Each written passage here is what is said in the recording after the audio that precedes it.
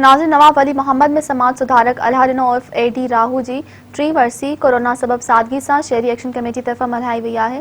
ॾिसूं था यूसुफ रिंद जी ही रिपोर्ट। नाज़रीन, नवाब अली मोहम्मद शहरी एक्शन कमेटी ऑफिस में समाज सुधारक एक वही शख्सियत जो पान में एक इदारो हो मरहूम एडी राहू जैं गरीब मिस्कीन घराने से ताल्लुक़ रखंदे पांजी मदद पान ता केतरा स्कूल खोलिया जेके सेठ जी साकार साली रहन जेके इन इलाके जा बेहतरीन स्कूल हन सदस्य समाजी खिदमतूं काफ़ी आहिनि। अॼु उनजी टी वर्सी मल्हाई पई वञे नवाब वली मोहम्मद शहर में शहरी एक्शन कमेटी ऑफिस में।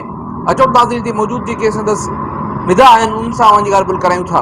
मुझे ब्रादर वॾो ब्रादर हो, मां चवंदुसि त माना मुंहिंजी सम्झ छपर छांव हुयो एॾी राहू उन्हनि असांखे बि ॾियारी हुन पाण एप्लीकेशन ॾियारियूं जेको सिंध एडुकेशन फाउंडेशन तरफ़ां स्कूल खोलाया मुख़्तलिफ़ ॻोठनि में। मोरो शहर आहे, चंगल सातो आहे, कबूर आहे, उन्हनि मुख़्तलिफ़ उन में स्कूल खोलाया। उन्हनि बाहर जी खुशबू नुमा हो, गरीब घराने जो एक शख्स जो इते एक नवा आणनि पे चाही उन गरीब ॿारनि जे लाइ तालीम जी सहूलत हिकिड़ी पैदा कई।